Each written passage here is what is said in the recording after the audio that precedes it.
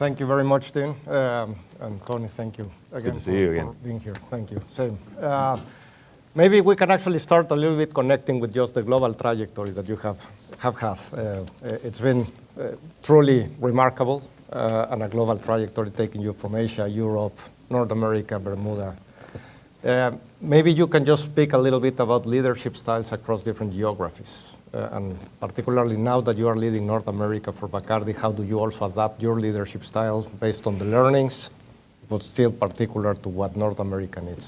Sure, yeah, I mean, definitely you encounter different styles of interacting and engaging with people as you move around the different parts of the world, different cultures. The one thing that I have found, but there are a couple of kind of universal human truths which are transferable as you move around the world. You know, when you're leading people, they love to be seen and heard. They love to experience empathy from their leaders, and you know, it's all about creating that environment. You know, independent of their specific style, creating an environment for them to thrive. So, yes, I've had to adapt my leadership style. I would say subtly as I've moved to different parts of the world, particularly when it comes to communication and styles of communication. But I would say that, you know, the commonalities are greater than people think, right? Human beings are human beings, and there are, as I said, some human truths which everybody appreciates. You know, as we've come here to North America, and we'll get into the industry in a moment and some of the challenges over the last 3 years, it's been very much about setting a very clear strategy and creating belief in the organization and creating the environment for people to move with speed in a very dynamic marketplace. So I was surprised at how transferable some of the leadership skills I picked up earlier in my career were as I moved across the different parts of the world. Awesome, awesome. All right, so let me start kind of a question that actually will resonate. How many accounting students do we have here? Okay, not too many, because Bacardi is actually known for more marketing, and we discussed quite a bit about marketing. So it was quite fascinating that, of course, you are the global CFO for Bacardi. That's where your stint in the Bermuda was. And of course, I'm not an accountant either, so my apologies to, but I really believe in like knowing your numbers, and you know, ultimately every business decision is ultimately an accounting decision. So if you can just take us from your kind of early stages of accounting, finance, to of course becoming the global, CFO for Bacardi, and then becoming the president, and kind of more with a very heavy marketing focus for the biggest by far market for Bacardi. So how's your journey from numbers and accounting, finance to kind of more like a marketing-oriented president of a company? That's a very fascinating for many students who might be starting from accounting, finance, and also they want to, taking their journey some, much different role in this very global, iconic brand. Sure. I mean, in the early days, it was very much accounting. But fairly quickly after I started my career, and particularly as I moved overseas, the finance role was much broader than that, right? So working very closely with distributors and suppliers, particularly in emerging markets, to make sure that we were optimizing route to market, getting our products to consumers. And so the finance role turned from being an accounting role, for me at least anyway, being into a more like a strategic business role where the big questions around how are we going to allocate resources to drive a return on investment. And you can't do that unless you actually understand the business, understand the brands that you're dealing with, understand the customers and consumers that you're working with. So I had to learn the business very, very quickly to be effective as a head of finance in whatever capacity that was.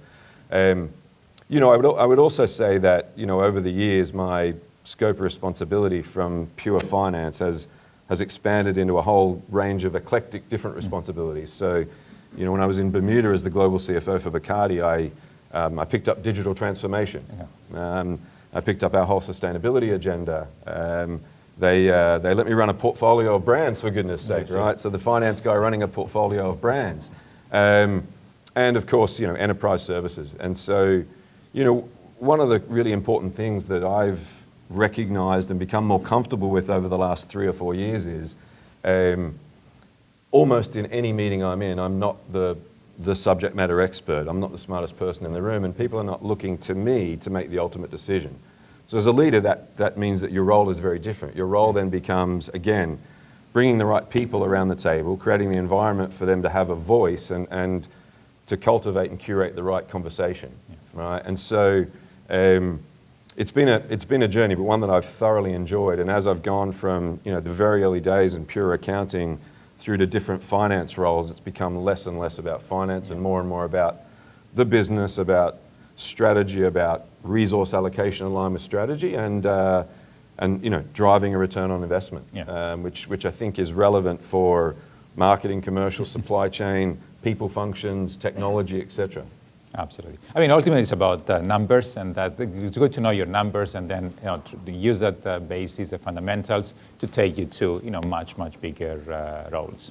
Yeah. I mean, just before we get off that, I mean, the numbers are important, and different organisations at different times have a different set of objectives, right? It could be driving or accelerating top-line growth. It could be improving gross margins so that you've got flexibility in terms of whether to increase profits or invest more in your brands, or it could be generating more cash to either pay down debt, again, to give you strategic flexibility to go out and make acquisitions. And so the numbers are important at each different stage for each different company.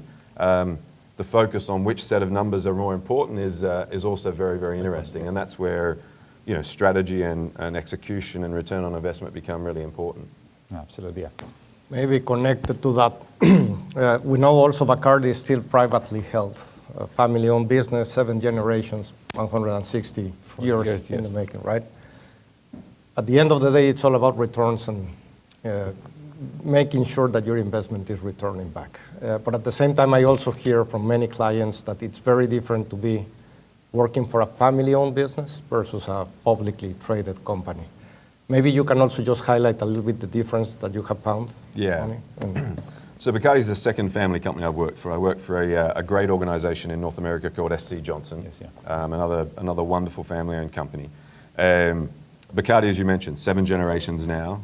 We have many Bacardi family members working in the business, but they did go through a transition, 20, 25 years ago from being, family-owned and family-run for all intents and purposes to family-owned and bringing in, external independent management and leadership. So that was an interesting transition. I think when companies first do that, it's a little bumpy, right? But they've gotten through that now, and the Bacardi family is an incredible organisation, an incredible family to work for. You're right. The differences in terms of deliverables and the time frame on those deliverables is a little bit different, right? So, Bacardi doesn't have to report to the equity markets every quarter as a privately owned company. That allows us to think, a little more longer term, a little more strategically about the decisions that we make. I think in that, however, it's important that flexibility doesn't result in you becoming a little slow, right? And of course, you've got a shareholder base that is family and is kind of deeply interested and deeply involved in many cases in the business. Half of our board are Bacardi family members. We pay a dividend out each year. That's an important component of the return and the delivery for Bacardi shareholders. So it is a different set of circumstances, a different set of considerations when you're working for a private company, versus a Unilever or a Danone, who I've also worked for, who are reporting to the street every quarter.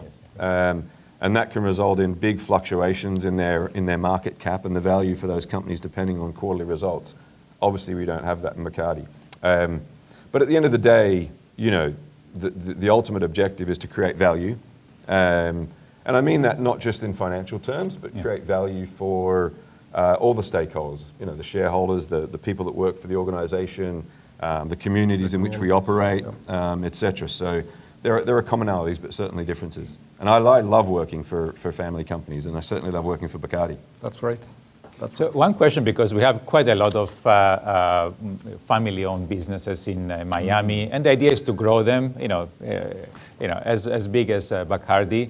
But so if we can talk more about, besides, of course, the high level, reporting and creating value, but about the culture, or what differs from the other organizations that you worked for? Is there something that, because many of our students might be working for family businesses, or they actually may be part of the family business. So I like what you said, that at least they're bringing external people, professional, managers, leaders. So that's always a kind of a transition point that, many family businesses do. But if you can talk about the culture or how it is to, deal with a board that half of it is the family and dealing with the family dynamics. Is it something that you want to, give us some more insight? Yeah, sure, absolutely. I mean, particularly living here in Miami, there's a lot of Bacardi family members, and so the level of interaction with the shareholder base is certainly greater than it would be with a publicly listed company, where typically you would interact with the shareholder base on a quarterly basis. I'm sometimes interacting with shareholders and or board members on a weekly basis. I think it's important to remember as you work for a family company that you're a representation of that family and of what that family stands for. And as I'm out and about in Miami or as I'm traveling around the country, around the world, in a senior leadership position in Bacardi, I'm representing, the family, and I'm very, very conscious of that. I do, however, think there's also similarities, right? What we're trying to create, and I think we're well on the way to doing that, is finding that balance between a family company, Grand La Familia Bacardi, and a high-performance culture where we're, again, delivering results that are in the best interests of the shareholders and the Bacardi family. So I think, one of the challenges in that early transition that I talked about was some of the leadership that the organization had brought in probably didn't appreciate what it was like and what it meant to work for a family company. Yes, yeah. Again, we've got a number of family members working in the business here in North America. They're some of our very, very best, by the way. The company has a policy of family members not coming into the business until they've worked outside and got some experience, which I think is great. And look, very, very supportive. The board members on the family members on the board, very supportive of the direction. They've got great interest and understanding in the business. I would say even more so than some publicly listed boards. So it's great. Awesome. Go ahead. Tony, you also mentioned one other aspect just about strategy and how eventually you link finance to strategy and all that. The industry has been disrupted quite massively over the past few years, right? And even through COVID, we actually saw a spike of sales. People were staying at home, and it seems that they like to drink at home. I don't know. Thankfully, they did, yes. Yeah, but obviously after COVID, we also saw a lot of trends. People drinking less, hard liquors, actually experimenting much more with emerging drinks and so on. How does Bacardi actually think about that? How do you also prepare the company to that new environment? Yeah, so there was this kind of boom period through COVID, as you said. I mean, when COVID first hit, 30% of our business went away overnight. Whether it's bars, nightclubs, restaurants, sporting venues with some of the COVID restrictions, and we were anticipating a prolonged period of fairly difficult times. But actually, as you said, a lot of people were stuck at home, and apparently a cocktail at 3 o'clock in the afternoon was something that people were enjoying. So there was a boom period for about 18 to 24 months. Subsequent to that, the industry has actually been in a very challenging situation. It's been in decline. Certainly foolproof spirits, beer, wine have all kind of been in decline for the last 3 years. And so we have to think about, in that context, what do we need to be doing differently? We've spent a lot of time identifying areas of growth, right? Rather than looking at the market in aggregate, what can some of those areas of growth be? So, we have many, many brands that operate across different categories: tequila, vodka, bourbon, Scotch whiskey, gin, rum, of course. So we look at the categories and the price tiers, and we see where growth is coming from. Yeah. So super premium tequila has been a growth area. We happen to have the PATRÓN brand, so that has served us very well. There's been a lot of migration within the US, people moving from state to state, and there's been a lot of investment that's followed that migration, right? Florida's been a beneficiary of inbound migration and inbound investment. So we look at those geographies, those pockets of geography where there's economic growth and there's investment flow, and so we target resources to identify growth there. We have channels, right? We have the off-premise and the on-premise. The off-premise is our retail, Total Wine and More, Publix Liquors, etc. here in ABC Liquor, here in Florida, and then the on-premise, restaurants, bars, nightclubs. Underneath that, there are a whole bunch of sub-channels, and we've got an incredible data insights and analytics, data analytics and insights team that is able to identify before growth is emerging in those sub-channels when it's going to emerge. So again, we allocate resource to those areas of growth. And finally, there's different pockets of consumers across North America. North America is a very diverse country from people's backgrounds, etc. Very interesting statistic. The Hispanic consumer in North America, their purchasing power is the 5th largest purchasing power in the world and the third fastest growing. Wow. So Hispanic consumers, particularly Mexican American consumers, are a consumer cohort which is highly relevant for us. Bacardi is the #1 international spirit in Mexico. Right. We have a great agave portfolio, and so again, we would see how we can become more relevant for that consumer. So even in a difficult kind of industry context, there is growth out there to be had. And what we're trying to do different to our competition is identify that growth quicker, and then move with speed to capture that growth. And I think we've done a good job of that over the last 18 months, but there's much more work to be done. Absolutely. Yeah. It will continue to evolve. So. Yes. Yeah. But marketing is changing quite a bit, and of course, marketing for different generations, is quite different. And some for the younger generation that doesn't drink as much as older generations, but at least they have a different, focus on experiences. So we have a lot of marketing students here. So how do you deal with this? We have, of course, you also have multiple brands in different price levels, different price points, and so forth. So how do you manage different events? How do you manage the mass marketing that's more traditional 20 years before? How you manage influencers? That is a very big part of getting new brands into the market. So there are many kind of moving pieces in this industry, and given your new relatively role, it's something that you have to kind of deal on a daily basis. Yeah, I think, in some respects, not having a marketing background for the last 20 years has probably been helpful. Okay. Marketing today is unrecognizable from what it was 20 years ago for consumer-facing brands.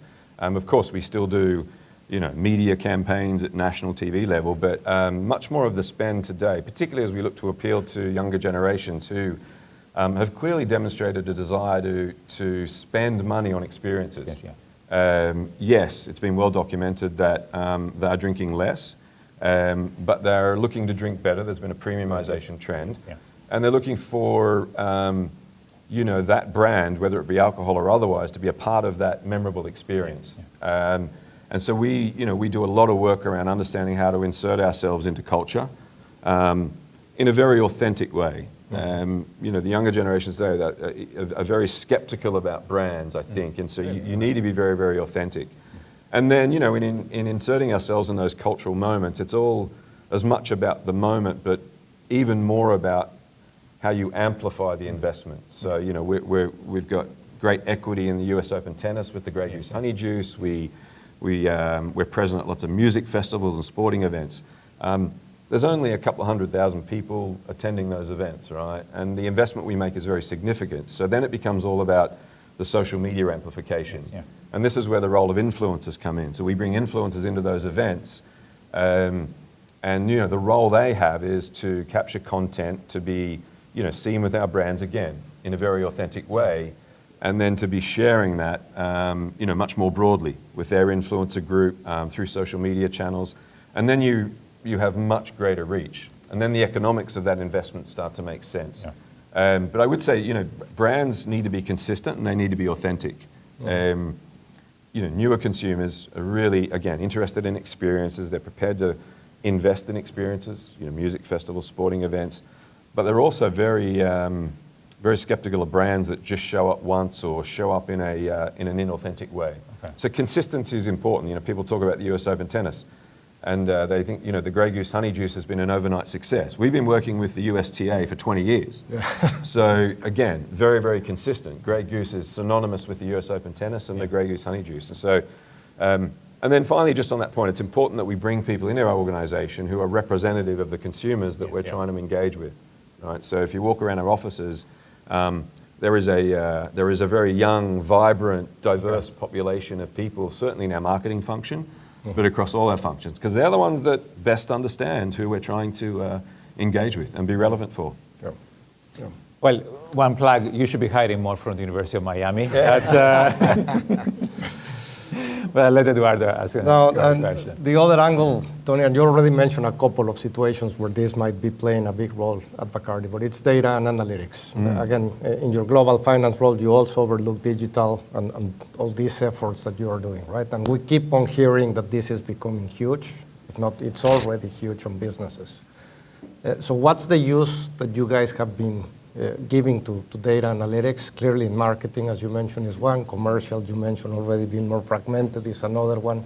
As you think about the value chain, supply chain, manufacturing, logistics, distribution, as well as the commercial functions, how are you guys thinking about incorporating those technologies?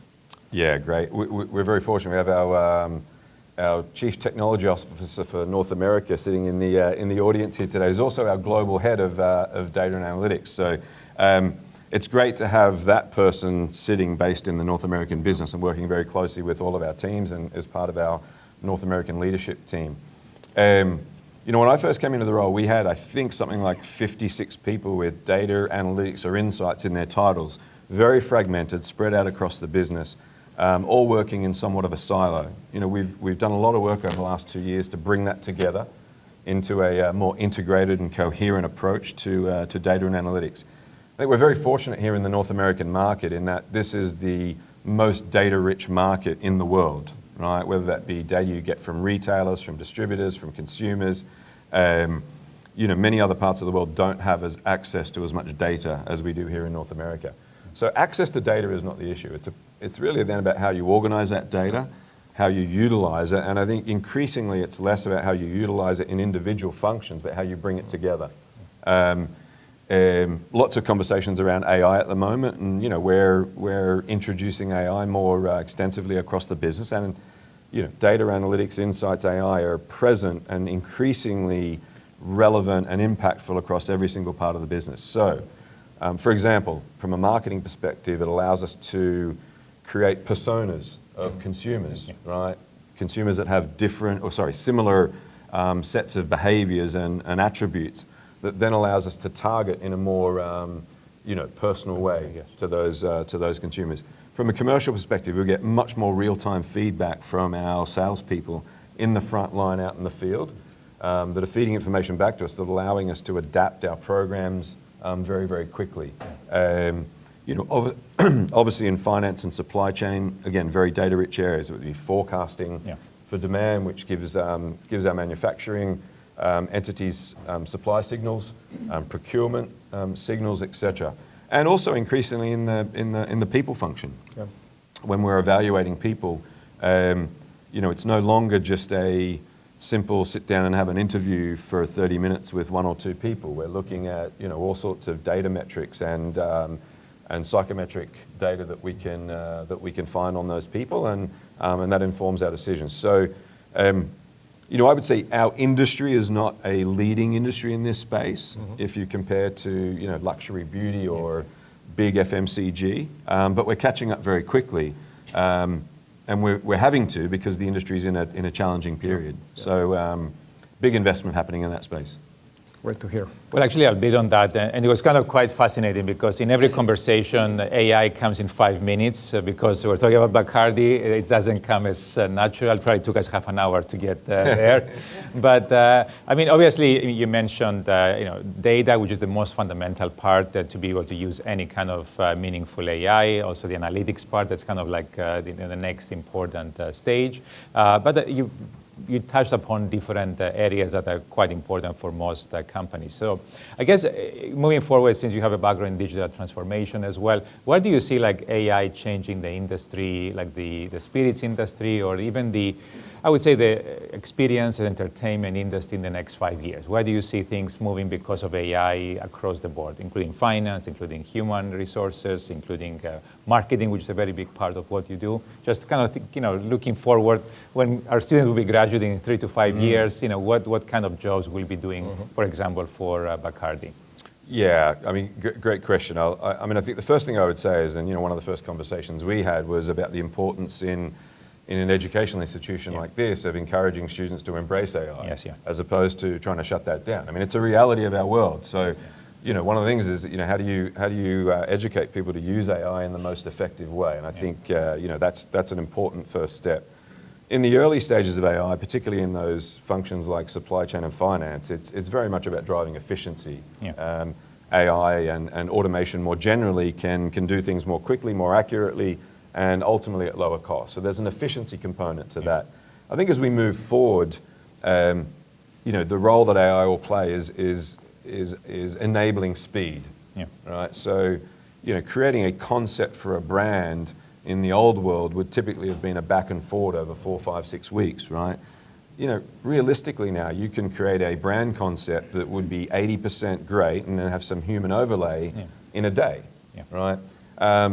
And why is that important? It allows you to get to market more quickly with innovation and allows you to understand what the consumer's looking for and be more relevant for them.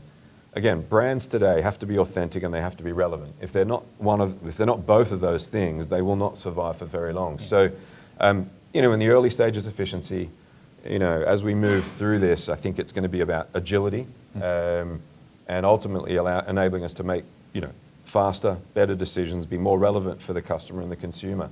And then we'll see. I mean, I'm not sure where we'll be in 5 years with AI, but I would encourage all of the students in this room to invest heavily in understanding how to truly use AI and what the use cases can be. Yeah. Absolutely. I mean, just to say that, of course, in our marketing, we have marketing AI courses across the entire curriculum. We ensure that we have AI fluency across all of our students and in all areas. Starting this fall, we're going to have a major in AI, and I would advise many of our students to have like a co-major. Our masters in business technology will have a specialty AI track. So basically, it's just providing all the resources in terms of the curricula, the programs, and we're very big, as I mentioned, on the experiential part to work on projects and, of course, use AI in, for example, on working on projects for Bacardi, how to be able to use AI to do the personas, to be able to, use it in how they do that. So that's a very big part of what we strive to do. And even what you mentioned as well, we're also using it as a school to personalize the experience, similar to what you are doing, and I'm sure McKinsey does, to personalize the experience for your customers. We don't see you as customers, the students. You are the product, but we want to personalize the experience so you learn better. I think just before we move on that, it's also created a dynamic for senior leaders in businesses who are not as fluent in AI, right? And I mentioned before, as I'd taken on an eclectic set of responsibilities over the years, getting comfortable with not being the subject matter expert in the room. So, again, the role of a leader changes, right? You need to be much more empowering. Again, identifying the people in the organization who have the expertise, bringing them together. And then as a leader, it's about creating the environment. It's about, unblocking barriers. Yeah. And trusting the subject matter experts to move things forward quickly. Again, that's very, very different to what leaders were expected to do 25, 30 years ago, right? Yeah. Which was to be the smartest person in the room and to have the answer. That's no longer the case. Yeah. And I think, as you evolve as a leader, it's really important that, first of all, you understand that, and secondarily, you can be humble enough and vulnerable enough to recognize and get comfortable with that. If you can't and you try and hang on to, the old leadership style, you'll be self-selected out very, very quickly. So it's changed the role of leadership. Yeah. And maybe just to hang on that topic for one more question, Tony, because as you mentioned, it's not lack of data. You have the data. It's not lack of analytics. We can have all the models we have. But what we also see is that actually puts some stretch into the operating model of the company, right? Many times actually adoption gets in the way because organizations still think silo-based. They don't necessarily know how to collaborate now in light of this data and analytics. So if you also think about that component, particularly how are you challenging Bacardi's operating model to secure that the adoption of those technologies also gets the benefits that you're expecting? Yeah, whether it be on data analytics, technology in general, or any other capabilities we're building, I'm like maniacal on adoption, right? Why would you invest all that money and not have that capability utilized in the business? So, whenever we're having conversations about are we going to invest in a capability, one of my first questions is how are we going to drive adoption? Because that's absolutely critical. The old organizational model of, functions, I think is running out of time. I have this vision of dismantling kind of the old organizational functional structure, because that's just not the way we run businesses anymore. Exactly. Certainly in Bacardi, what we, the best way we operate now is to have small teams of people from different functions targeted against an opportunity or a problem to solve. Yep. Not supply chain solving a problem and then passing that along to commercial. We need those people all in the room talking together because they're so interconnected. And so, I know that the word cross-functional has been around for 25, 30 years. I think a lot of organizations said that word but didn't actually do it. Yeah. So now we have small groups and small teams come together that are truly cross-functional, each with something to bring to the table. Yeah. And that allows us to move much more quickly and get to better decisions much more quickly. And now that we've, in the journey of integrating all the data and analytics and insights that people can access all of that together, that's helping actually facilitate that, right? Versus supply chain having their set of data and analytics and commercial having their set of data and analytics, and those two things never coming together. Yeah. And we have to get through that, and I think, I'm proud of the work that the team's done to enable that. Yeah. No, I would agree very much so. Yeah. We realize this kind of hierarchical silos across the organization, they don't work. And marketing, we say it's going to have like a marketing function. It's so different across different brands, different areas. So I'm glad that you're thinking along these lines. There's a great article, actually, and one of my colleagues who's in the audience today sent it through to us. There's this thing called Tin Man organizations, which are kind of representative of the old organizational structures and the way old organizations used to operate. And then there's a term called octopus organizations, right? And the octopus organizations are those that are able to move and adapt to dynamic marketplaces and have, tentacles everywhere, but connected into each other. And it was a great article. It was quite inspiring for us as a leadership team and to talk to the rest of the organization about how we wanted to transform and are very much on the way from being a Tin Man organization to an octopus organization, and one that can adapt and be far more agile in what is a very dynamic marketplace. Absolutely, yes. And then just to do a plug for McKinsey, I'm sure it keeps you busy as well in terms of restructuring organizations and helping with strategy. And that's one of the things about AI. I mean, the expertise, the knowledge is everywhere. And basically, it's like how do you get it quickly in this kind of cross-functional environment. And so I totally agree with that approach. And that's something we teach our students as well, not thinking of this kind of old-fashioned hierarchies, but thinking this multidisciplinary approach as well. Tony, you also mentioned the need now to provide experiences, stay connected, authenticity. You have used the word 2 or 3 times, right? As you also think about evolving the portfolio that you have, right? How do you also think about decisions on M&A versus keep on grooming brands internally? And particularly on M&A, again, how do you identify these brands that have something unique? But once you bring them over the family of brands that you have, how do you preserve that uniqueness? Yeah. So obviously, Bacardi was a one-brand company for 130 years. That's right. We now have a portfolio of over 200 brands, but kind of 15 really, what I would call big ones. Each of those brands is at a different stage of their life cycle. The Bacardi brand's been around for 164 years. We've got some brands in our portfolio that have been around for 15 years. Yep. Right? They require a very, very different model to grow and to connect with the consumer. So that's, understanding that distinction and that differentiation is really, really important. When we acquire brands, what we tend to do is look for brands that have something very special about them or something special about the founder. So in the case of Angel's Envy, it was Lincoln Henderson. Yes. In the case of Ilegal Mezcal, it's a gentleman by the name of John Rexer who founded that brand, and there is a wonderful, rich story and heritage behind those brands. Same with, Teeling Irish Whiskey. So we look for those types of brands that have something special about them and that ultimately we think can connect with the consumer. We rarely go out and buy a brand 100% straight up. What we tend to do is identify the brands that we would like in our portfolio, identify the founders of those brands that we would like to be associated with the organization, and then cultivate a 5, 10, 15-year relationship with them, with the brands and with the founders. And then look to bring the founders, or retain the founders' interest in that brand, even if we bring it into the organization as a majority owner. There are no better advocates for for brands than the founders, right? And nobody can tell that story like the founders. And when I talk about authenticity and relevance and connection with consumers, that is very, very powerful. So I think we found a really good balance of when we bring brands into the organization and the portfolio, retaining the heritage of that brand and making it a core part of what we communicate to the consumer. I think we do that very, very well. Yeah. Awesome. One quick question. How about like the celebrity endorsed one? You haven't done much of that, right? Or any of that, to my knowledge. We have certainly not done a lot of that. Many of you will be familiar with celebrity brands that have been successful. For every one of those celebrity brands that have been successful, I would say there are 99 that have not been successful, that you never hear about.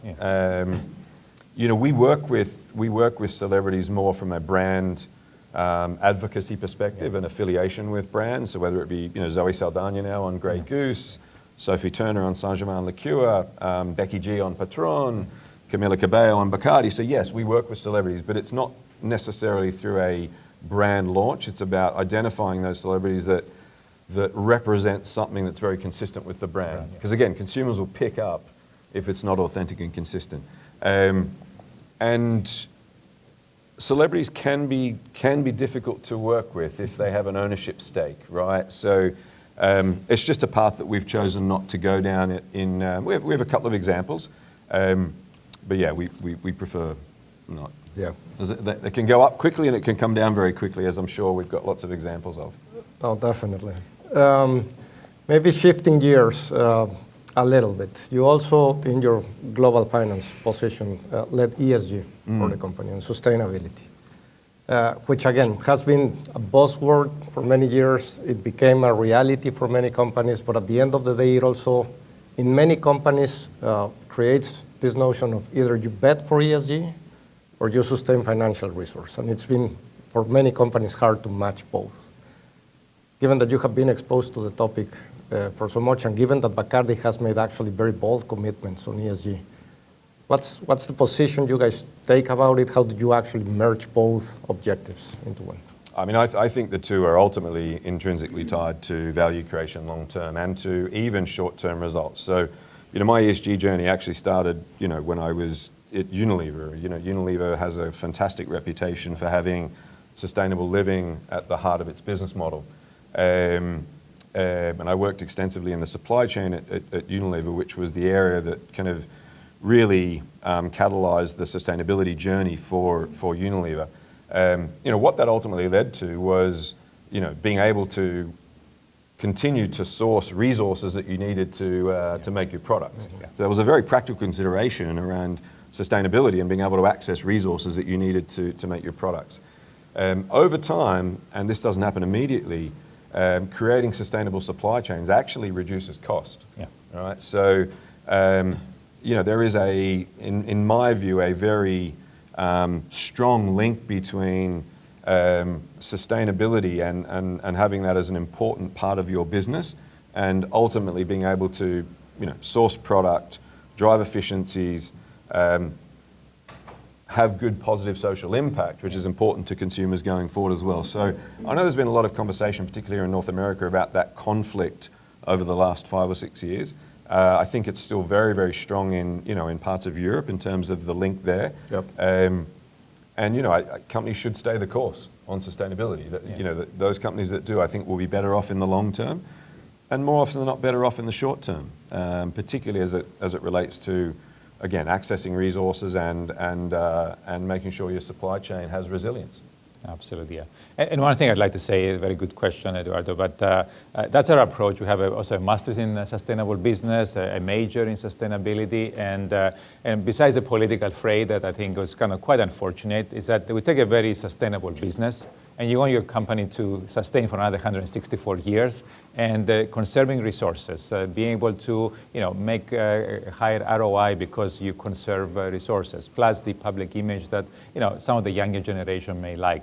It can be a combination of very positive experience. So it's not like, okay, if I'm one approach, I have a certain political affiliation versus the other, is not the approach. Basically, you want to have a sustainable business and be much more cost efficient in how you use resources across the board. And that's the approach we have been taking in all of our classes, and I'm glad that you're taking this approach as Bacardi. We operate and manufacture in some areas in the world that have, very challenging water shortages. Yes, yeah. So replenishing water tables is absolutely critical, not just for those communities, but for us to continue to manufacture and operate business in there. And I think it's a responsibility of organizations to play a role in that, and ultimately is going to benefit, the multi-stakeholders, right? The company, the employees, the community around, the shareholders, etc. Awesome. Maybe also just shifting gears a little bit. If you think about the world that we live in today, I have many clients actually telling me, Eduardo, disruption is the new normal. You cannot plan really long term because disruption happens all over. Geopolitics happens every day. It's disrupting supply chains, it's putting pressure on commodity costs, it's creating a lot. As a leader, also, what are the learnings you have from past experiences? How do you adapt your style and leadership under this environment where disruptions are hitting the business every single day? Yeah, I mean, ironically, COVID taught us a lot of lessons around adaptability, particularly on supply chains, and our organization, I think, today is far more equipped to deal with dynamism and disruption in the marketplace. Again, it's an interesting evolution as a leader. To be able to respond to that disruption and that dynamism in the marketplace, you have to be able to empower people further down in the organization to move with speed and to make decisions. Yeah. So you have to create that environment where they feel, safe to do that. And they're not going to get it right every time. None of us get it right every time, right? But if you wait for it to come up through the hierarchy and get to the leadership team level, you're not going to move with the speed that's required to respond to that disruption. So, for me, it's about, again, creating that environment for, everybody across the organization to be making decisions, to move with speed, understanding they're not always going to get it right. And, agility as an organization is absolutely critical. And, through the early stages of COVID, no one knew what was going to happen, right? So, I was in front of our board every 2 weeks, and they said, well, what's going to happen? I've got no idea what's going to happen.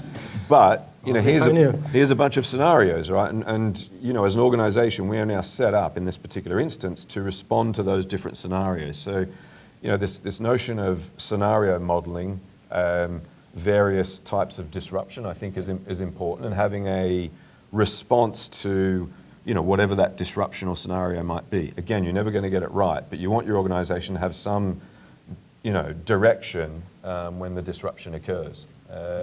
So, a singular strategy that stays in place for 5 years and you never revisit that in the context of what's happening in the market is not going to result in a good business outcome. Yeah, absolutely. No, definitely. And resilience, agility are definitely the things that we hear more from companies expecting from employees as well. It's less the kind of the basic knowledge. I mean, AI provides that very easily and very accessible. So it's more about, from a human perspective, how you become resilient, how you are able to shift, approaches. So definitely that's something that we see quite a bit. So I guess my question, and by the way, we need to open it up to questions from the audience. I know that Eduardo and I have been asking many questions to Tony.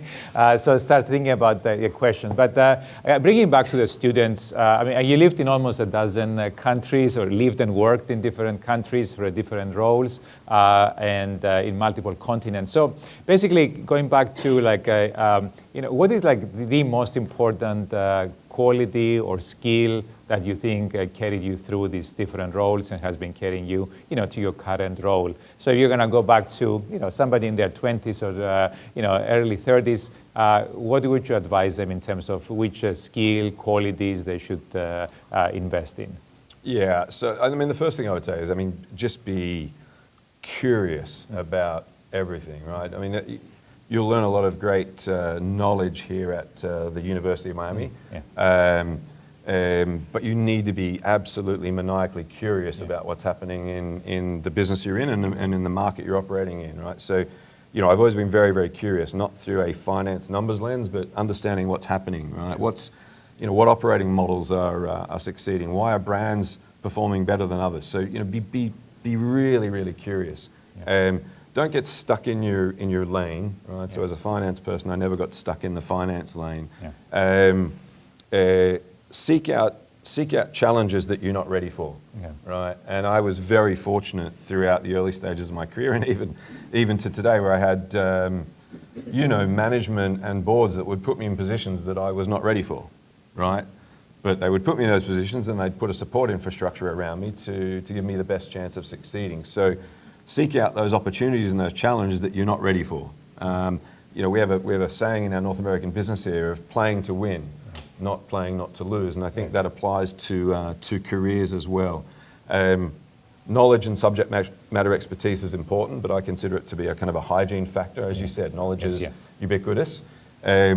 Leadership and differentiating yourself as a leader is critically important. I'm deeply passionate about inclusive leadership, and again, this word inclusive has lost a bit of its luster maybe over the last 3 or 4 years, but I'm deeply passionate about that. And what that means to me is, again, creating an environment where everybody in the organization feels seen, heard, feels as though they can contribute. It's a psychologically safe environment for them to have a voice. And I also talk a lot about democratizing leadership across the organization. It doesn't matter what part of the organization you're in or what level of the organization you're in. Every single day, you've got 10 or 15 opportunities to be an inclusive leader because you're having one-to-one and one-to-many interactions. So, I would strongly encourage people to be curious, to seek out challenges they're not ready for, to understand what it is to be a leader today and into the future, creating environments and really, living, breathing, and walking the principles of inclusive leadership. Absolutely, yes, yeah. Yeah. Maybe just one final question on my side as well. As we look ahead to 2030, I'm thinking about Bacardi. What excites you about that? What keeps you awake at night? We have, in my view, the best portfolio of premium, super premium brands in the industry globally. Some of our competitors might dispute that, but I deeply believe that. I think we've also got an incredible group of people here in North America and around the world that work for us, and we constantly get feedback from partners that we work with externally about the quality of the Bacardi people and the way in which they work with them.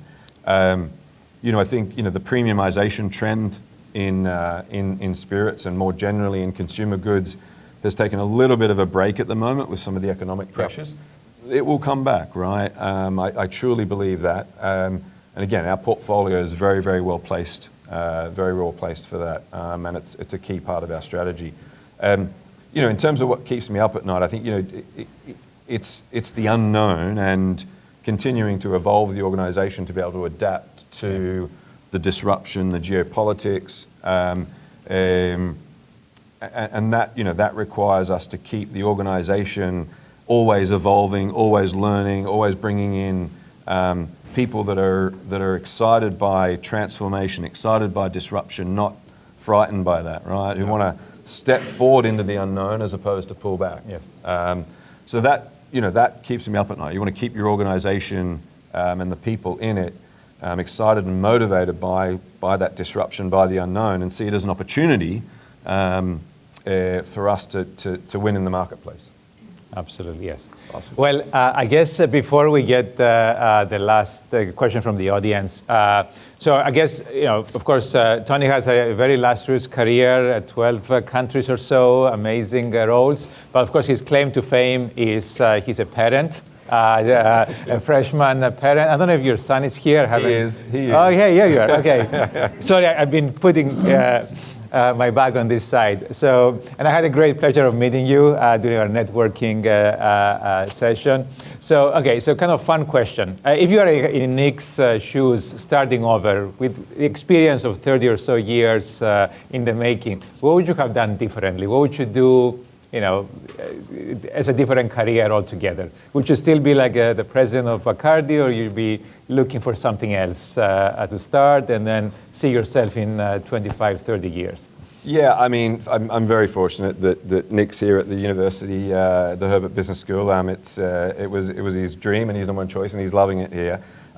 some of the things I mentioned before, Nick is very, very curious, right? He loves to challenge conventional thinking, and I take him along to many of the events that Bacardi does, whether it be music festivals, sporting events, or business meetings when we have the opportunity. And he's curious and challenges conventional thinking. I'm a big believer in making the decision and then making it the right decision, right? And so as I think back on all the decisions that we've made, throughout my career, would I have made some differently? Possibly, but I'm not looking back, dwelling on those. It's make the decision, then make it the right decision. And the opportunities are limitless at the end of the day. And so I'm not sure I would have done anything different. And those things I mentioned before around curiosity, challenging convention, being ready for disruption, I think are critically important. We talk about that a lot. And I'm trying to expose him to those types of situations as often as possible. And he's absolutely embracing that. So it's wonderful that he's kind of 5 minutes from the office. He quite often pops up to the office and isn't just sitting there talking to me, but walking around the office, interacting with people in our business, and learning a lot, and I think offering something from time to time. So it's wonderful. Absolutely, yes. And Nick, sorry to put you on the spot. So do you want to ask the first question? I'm joking. Okay. All right. Any questions from the audience? Please, go ahead. Hi, my name is Kim. You can get the microphone as well. Hello? And introduce yourself as well. Yes. Hi, my name is Kim Kashmar. I'm a first-year MBA student here, so 2-year program. And I've been working in the wine and spirits industry for 6 years. So I have a very interesting question about non-alcoholic spirits and wine. So I know that Bacardi was one of the first companies to really be a big player in that. So how do you manage that category when it's in direct competition to your premium brands? Yeah, I mean, we view it as not in direct competition, but as complementary. And it's, we talk a lot about, rather than the brand or the drink, we talk a lot about consumption occasions, right? When is the consumer, what occasion are they in and what are they looking for in that occasion? And so, quite often our portfolio of non-alc or low-alc and full-alc are complementary. They're different occasions, right? So, someone, having a cocktail at lunch might be wanting to have a lower alcohol cocktail. For example, a Saint-Germain Hugo Spritz, right, which is a very popular cocktail at the moment, lower ABV. Much of the new generation might be looking to have a non-alcoholic drink, Monday through Thursday or Monday through Friday. And so we look at consumption occasions a lot. We don't look at those offerings in the portfolio as in direct conflict, and we see very little cannibalization. I think there's still a way to go to ultimately develop, really great products that deliver, a great sensorial experience for the consumer. But it's a fast-growing, emerging area, and we're very conscious of it. Yes. There's also questions on this side. Sure, we can get the next one. We have the microphone there, so just get the next one. Sorry. Alex Gorogotsky, I'm a professor with Business Technology Department. A question for you. You talked about employee empowerment, right, in the age of disruption, right? I wanted to maybe double-click on that a little bit from an employee experience perspective. And how does the employees feel emotionally, culturally, right? And what is that? How do you what's the role of leadership in that employee experience that you're creating?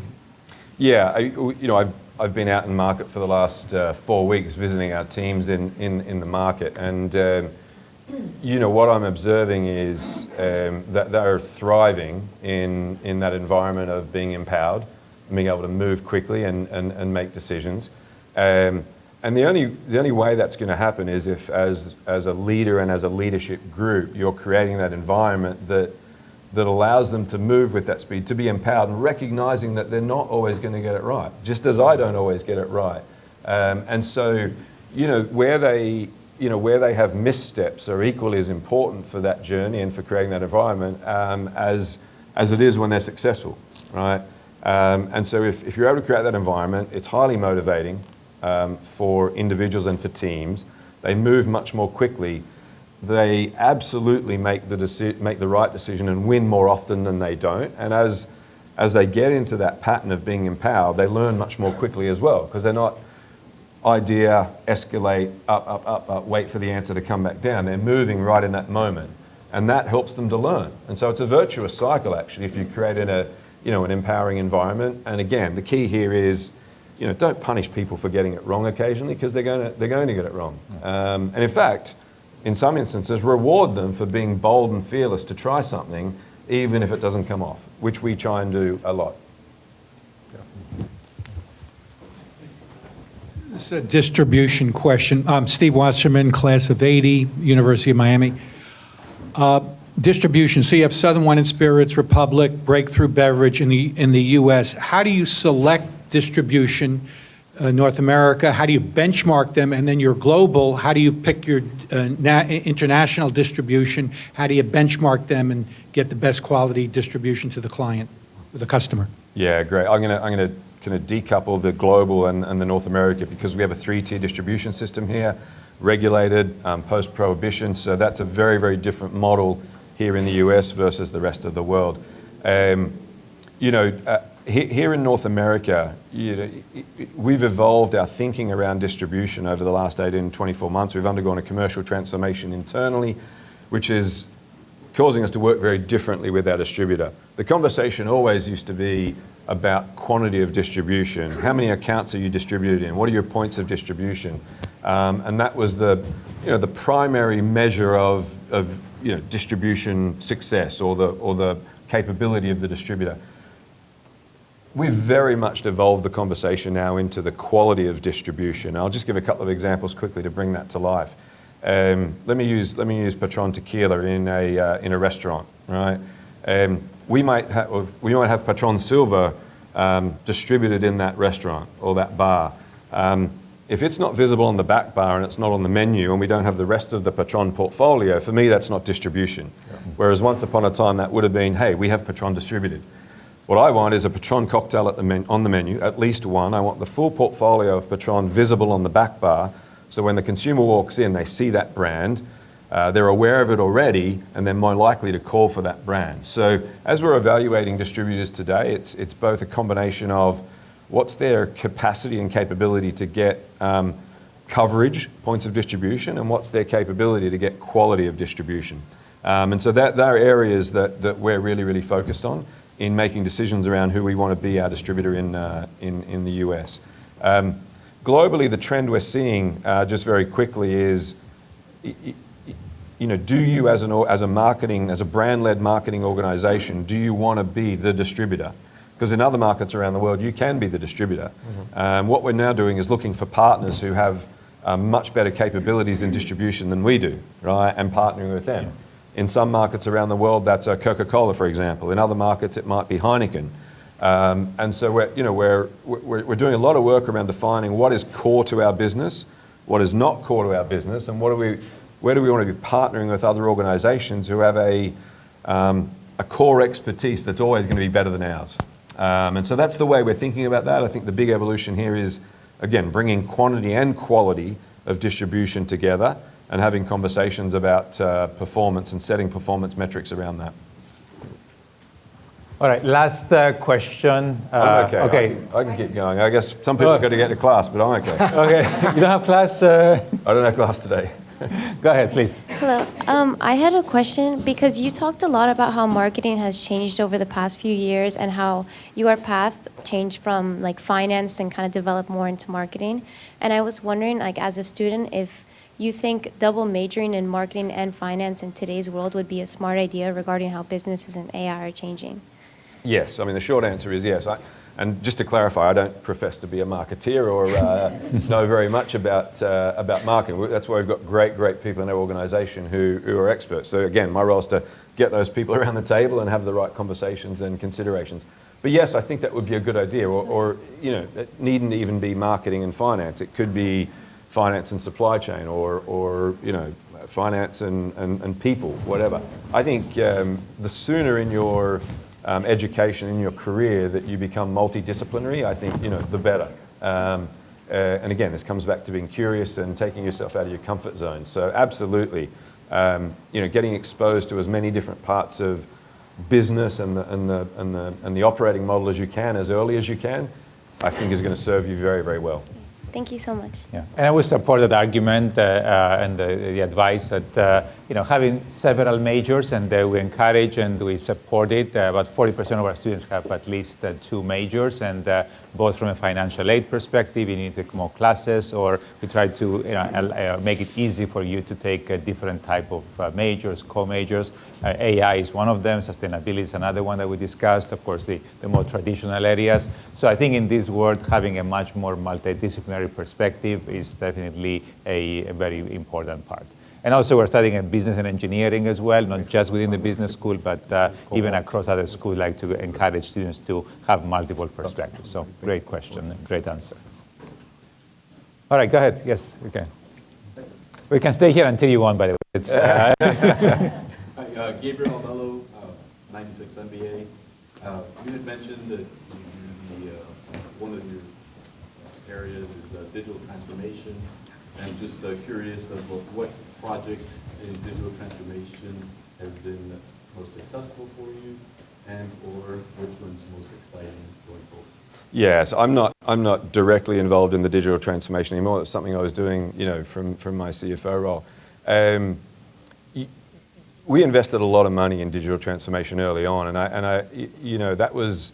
It was kind of led through a technology lens rather than led through a business case or use case lens. And I think that's one of the biggest learnings, right? Don't do digital transformation for the sake of digital transformation. Understand what the use case, the business case for that is going to be, and then tailor the program, the project to deliver that, right? So that's an absolutely key learning. A lot of companies have spent billions and billions and billions of dollars on digital transformation without knowing what they want it for exactly. But it was a buzzword, and they had to be able to tell their board or their shareholders that they were doing digital transformation. So that's an absolute key learning. I think we've gotten much better at that. And again, we've got our Chief Technology Officer sitting behind you right there. We are now use case led. And a great example just over the last 12 months is we've developed some commercial capabilities through technology that are enabling our teams to outperform competition in the marketplace. That was done with, quite honestly, very, very little resources and investment, and it was done with breakneck speed, but we knew what we wanted to deliver. We knew what support we wanted to give our frontline commercial people, and we worked back from there. So whatever you're thinking about in terms of technology investment or digital transformation, work back from what is the business objective you want to achieve.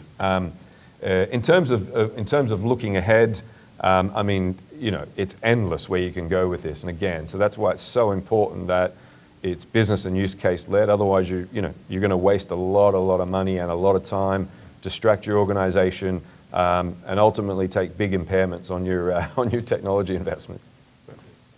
Good question. Good morning. Good morning. My name is Margie Cabarcas. I am a graduate student at the Business Technology School here. My question is actually a great bridge from the previous question regarding digital transformation. From your perspective, I know you spoke a lot about AI adoption and how we're bringing into the table other departments from silos into more of a leadership role, leadership perspective. Regarding AI, for you, what would be non-negotiable regarding human touch? I know we talked a lot about adoption with AI, with HR, but what would be very non-negotiable to continuously have a human touch on it? So my personal perspective is across the board. I mean, AI is never going to replace human touch. I mean, we've got great examples already today of AI presenting inaccurate data, inaccurate information, concepts that are flawed and in some cases offensive. So again, I think AI is an enabler, not a replacement for the human touch. And again, people in the future that are able to understand that and work collaboratively with AI, I think are going to be very well positioned from a career perspective. But for me, it's always going to require human touch. AI is not going to replace human touch. It may replace certain elements of transactional responsibility. It certainly will allow you to move things more quickly. But for me, AI and human touch are going to go hand in hand. across every part of the business. And you know, we'll certainly be looking to make sure that happens for us. And one thing I should say, our business technology department is ranked #1 in research, so that's wonderful too. Okay, we have another question here.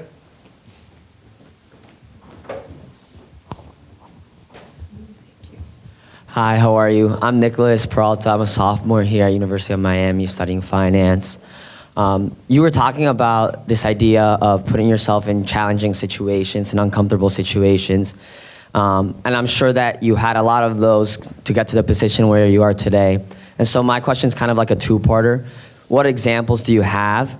And now in this age that we live in, what are some situations maybe we could be putting ourselves in as young people to get to a leadership position like yourself? Yeah, I'll give one very quick example of, I was working for Unilever out in North Asia, based in Shanghai, China, right when direct-to-consumer enabled by, technology became a huge deal in China. So we talk about Amazon here in the US. China was adopting that direct-to-consumer online technology before even Amazon was, and was even more advanced. That had, really profound impacts to the traditional distribution networks that we did, which were analog distribution networks. You'd send product from, your warehouse to a distributor's warehouse. It would send it on to another distributor's warehouse, etc. As that technology disrupted, cut a long story short, we got caught with a lot of stock sitting in the old distribution channels, and we didn't have visibility of that. That resulted in Unilever globally, at the headquarters in London, having to make a trading statement to the equity markets, and it wiped $11 billion of value off Unilever's share price in one day. And I was the CFO, supposed to be overseeing the situation to make sure that didn't happen. A big internal audit investigation got launched from the headquarters in London. I got summons to the global CFO's office, and a couple of months later, absolutely convinced I was going to get fired. Right? I of course cooperated with with the investigation, and tried to explain the situation, what was happening, and was curious to learn what had actually happened. Anyway, the CFO says to me, "Look, you're not getting any bonus this year. None of the leadership team in North Asia is, but." We're really pleased with the way you took that very difficult situation, responded to it with high integrity, sought to learn and what had actually happened. So from a long-term incentive perspective, we're awarding you your full long-term incentive, and we think you've got great potential. And he said, if you ever want to sit at the table where I'm sitting today, you need to get those scars. And he said, you'll have 3 of them a month, not 1 of them every 2 years. And so that was a real lesson for me, both in terms of the impact it had on me as a leader going forward. And I think the second part of your question was, how do you seek out those challenges in the future? Yeah. Just if anybody is running a project or has an opportunity or a challenge, put your hand up and just get in there, even if you've got no idea what you're doing. You'll learn very quickly. You'll be seen within an organization as someone who is willing to learn and willing to progress. And when I'm looking around our organizations, I'm always looking for those people, right? Who's ready to put their hand up and get into a situation they've got no idea about, and be part of a team that can ultimately go and deliver something. So, just be fearless, be curious, and go out and seek challenges. All right, I guess no more questions, so I'd like to thank Eduardo for helping me answer the question, and McKinsey for sponsoring the event. Thank you very much. And important, just like 3 quick things. Be curious, be willing to take risks, experiment, put yourself in more vulnerable, exciting situations, and you can go from accounting and finance to be the global leader of such an iconic brand. So thank you very much, Tony, for joining us, and welcome. Thank you, Tony. Always welcome to be here at the University of Miami. Thank you very much. Thank you to the audience for coming. Thanks to our students.